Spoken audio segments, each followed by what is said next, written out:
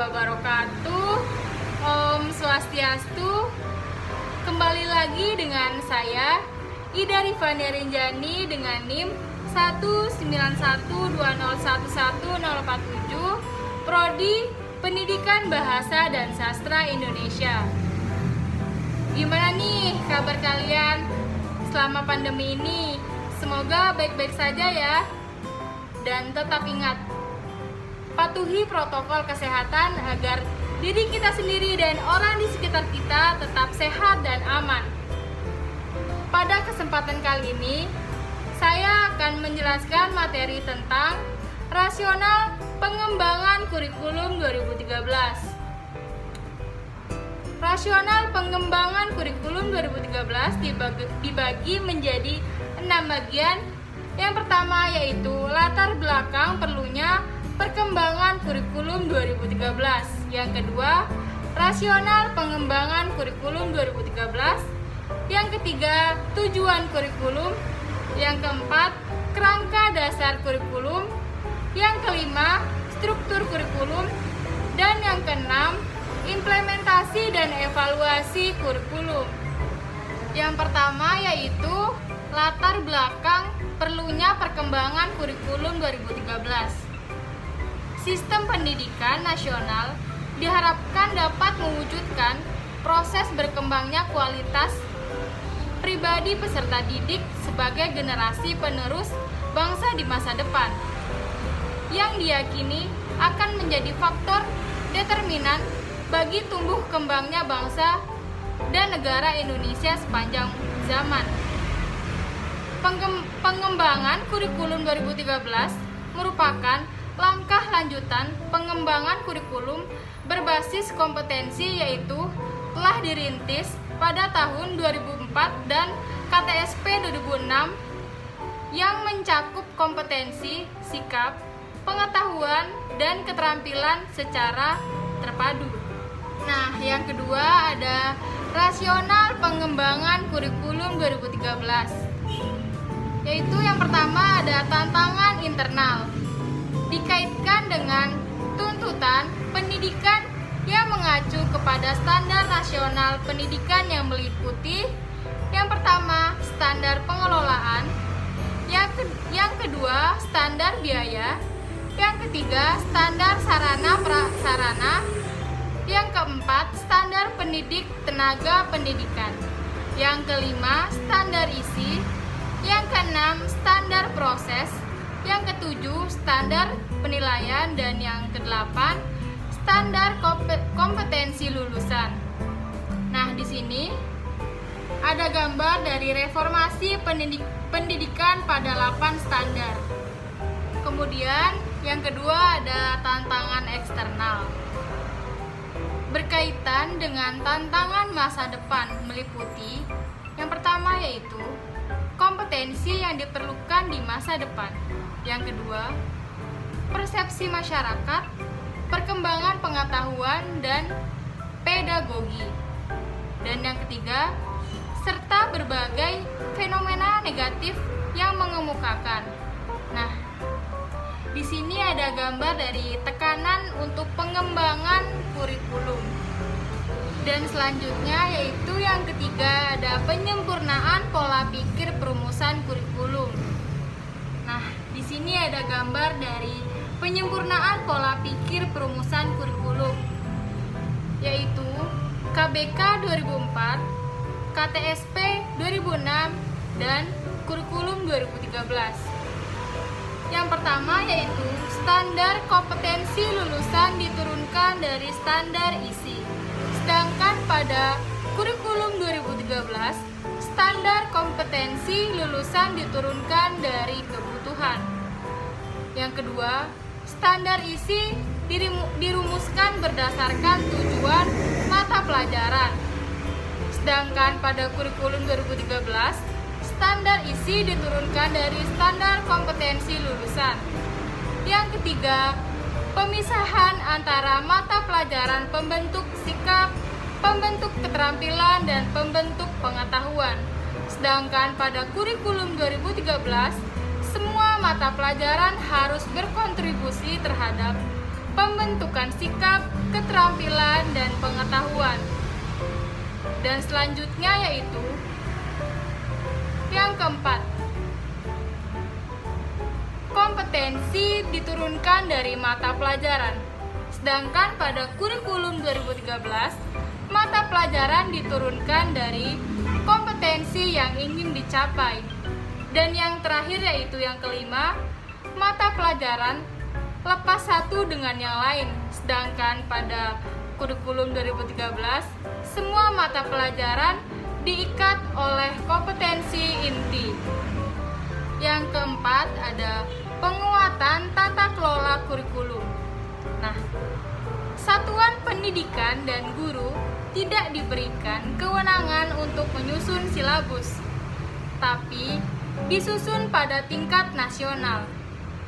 Guru lebih diberikan kesempatan untuk mengembangkan proses pembelajaran tanpa harus dibebani dengan tugas-tugas penyusunan silabus agar tidak memakan waktu yang banyak. Nah, di sini ada kerangka kerja penyusunan KBK pada tahun 2004, pada tahun 2006, dan pada tahun 2013.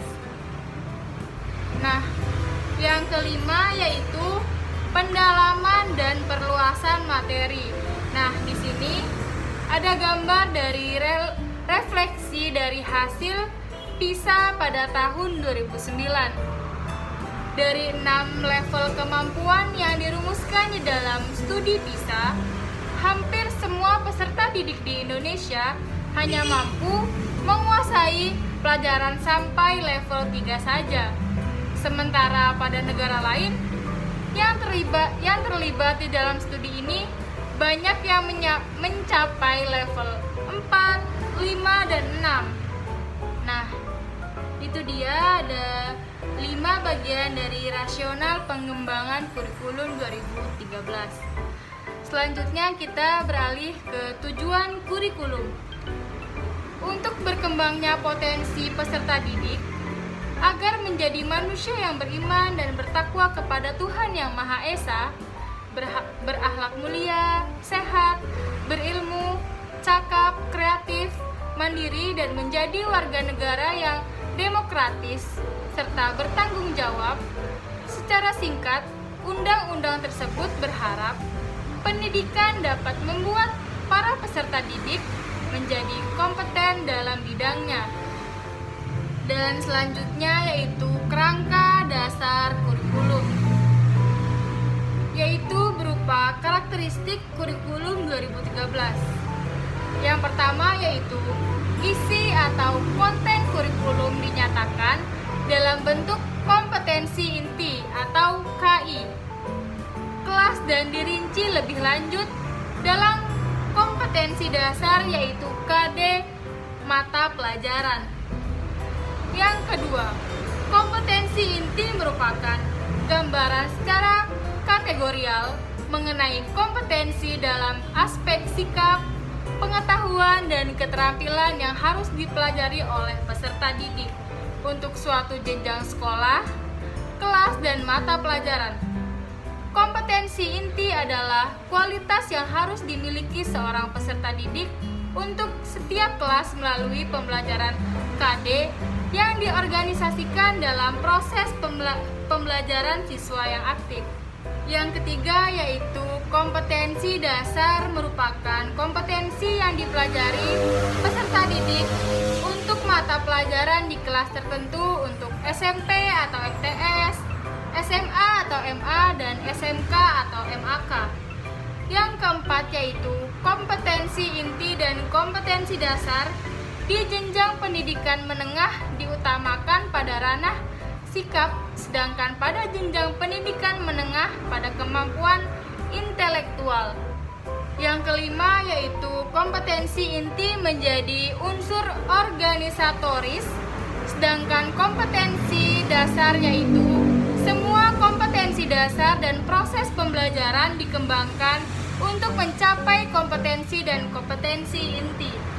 Yang keenam, kompetensi kompetensi dasar yang dikembangkan didasarkan pada prinsip akumulatif, saling memperkuat dan memperkaya antara mata pelajaran dan jenjang pendidikan. Yang ketujuh, silabus dikembangkan sebagai rancangan belajar untuk satu tema atau satu kelas dan satu mata pelajaran. Dan yang kedelapan, rencana pelaksanaan pembelajaran dikembangkan dari setiap KD untuk mata pelajaran dan kelas tersebut. Nah, yang selanjutnya yaitu ada struktur kurikulum pada tingkat SD atau IMI. Nah, ini di sini ada gambar dari struktur kurikulum pada tingkat SD atau MI. Beban belajar dinyatakan dalam jam belajar pada setiap minggunya untuk masa belajar selama 1 semester. Beban belajar di SD atau MI pada kelas 1, 2, dan 3 mempunyai jam belajar 30, 32, dan 34 jam masing-masing pada setiap pembelajaran. Nah, pada kelas 4, 5, dan 6 mempunyai 36 jam masing-masing setiap pembelajaran. Jika dijumlahkan jam belajar SD atau MI yaitu ada 35 menit. Dan selanjutnya ada struktur kurikulum pada tingkat SMP atau MTS. Dalam struktur kurikulum SMP atau MTS ada penambahan jam belajar per minggunya.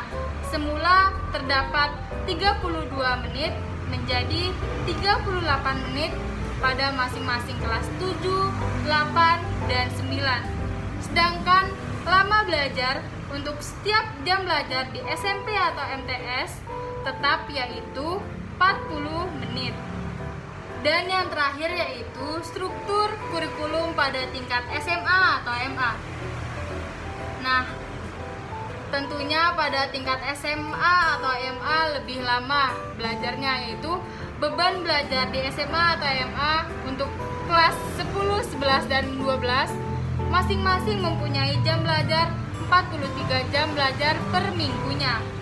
1 jam belajar yaitu 45 menit. Nah, sudah di bagian yang paling terakhir yaitu implementasi dan evaluasi kurikulum.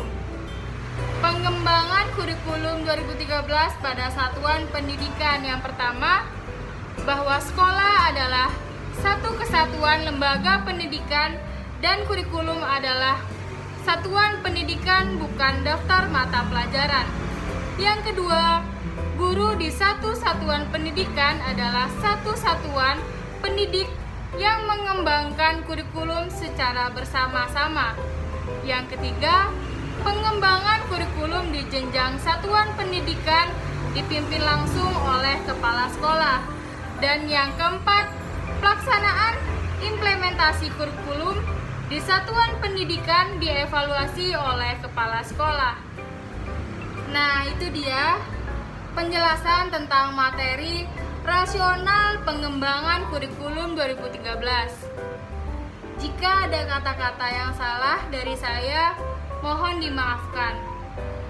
Saya tutup dengan wassalamualaikum warahmatullahi wabarakatuh, dan para Masanti, Om Santi Santi Santi Om.